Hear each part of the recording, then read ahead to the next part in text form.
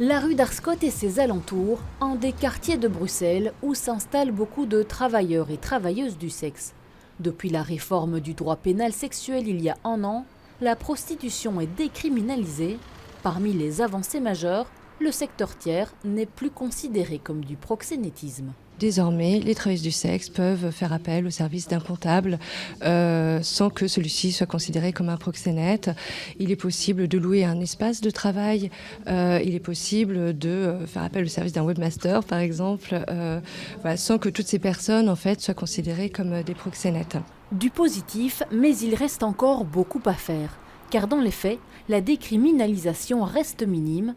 Par exemple, les travailleurs et travailleuses du sexe ne peuvent toujours pas ouvrir de compte bancaire professionnel. Quand il y a un soupçon que l'activité de la personne qui veut ouvrir un compte bancaire, c'est le travail du sexe, en fait, ça sera plutôt un refus de la part de la banque. Parce qu'en fait, ça va à l'encontre de la déontologie de la banque.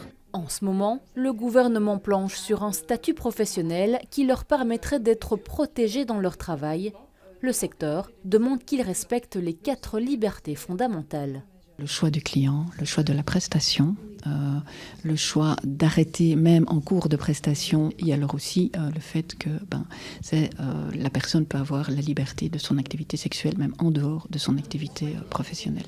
Les associations espèrent que pour la fin d'année, ce statut soit mis en place.